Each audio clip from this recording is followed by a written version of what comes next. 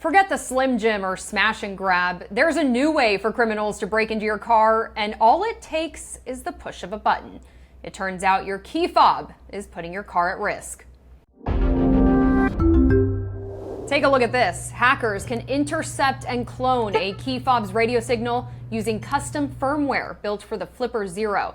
Now, the Flipper Zero is a legal handheld device that can scan wireless signals.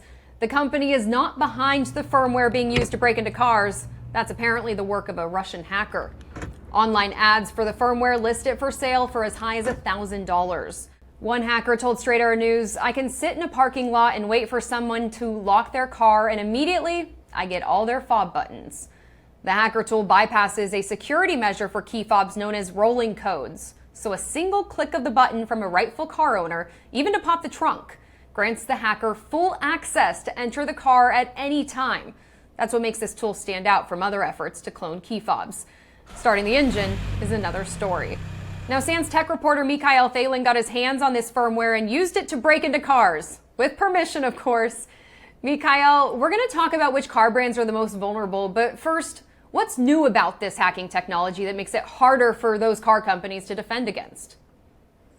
Yeah, so as you noted, rolling codes are supposed to protect against this kind of attack. And so traditionally, if someone wanted to clone your key fob, not only would they need to intercept that unlock signal, but they'd actually have to use a signal jammer to stop that signal that you sent from reaching your car, because once it reaches your car, it's no longer valid, as every time you unlock the car, a new rolling code comes into play. So this new attack, all it needs to do is intercept a single code, even if it's to pop your trunk, and even if it reaches the car, it can then gain access to your entire fob. So just with that one captured signal, it can decode your unlock, your lock, and your trunk popping open. And so this can be used at a later time. And we have that video that shows you doing just that, using this technology. With the technology, the firmware designer even tells the buyers what brands and models they can hack. Which cars are the most vulnerable? Yeah, so when you obtain the firmware, it comes with actually a list of the vehicles that are affected. And so that includes Chrysler, Dodge, Ford, Hyundai, Jeep, and Kia.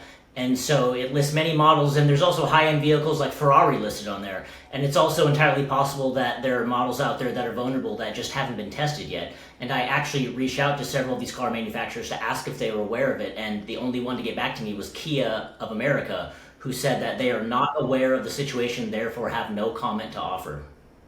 Okay, given that, do you think that this is so new and it's going to become more prevalent? Yeah, well, I did speak with a prominent hacker who has concerns that this tool will eventually make its way to the masses. At the moment, the hacker is selling it for $1,000 online, and he actually has a serial lock on it that's intended to keep it from getting into the hands of people who didn't purchase it. But other hackers that I spoke with obtained the tool and actually removed that serial lock. So now they have a copy that is being spread around among security researchers. So it's very likely that eventually it will reach everyday people.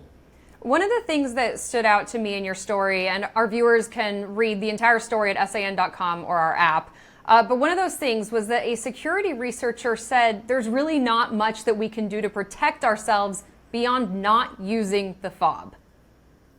Yeah, I mean, really the only thing you can do to protect against this attack is use a physical key, or let's say if you're getting out of your vehicle, maybe locking the vehicle from inside with a physical button. But of course the problem is that many modern vehicles don't even use physical keys anymore. They rely entirely on fobs. So there's not much that can be done. And, in order for car companies to fix this issue, they'd have to, recall potentially millions of key fobs and place new software on it, which is very unlikely to happen, so. Yeah. Mikhail Thalen, SANS tech reporter. You can read his entire story at san.com or the SAN app. Appreciate you breaking this down for us.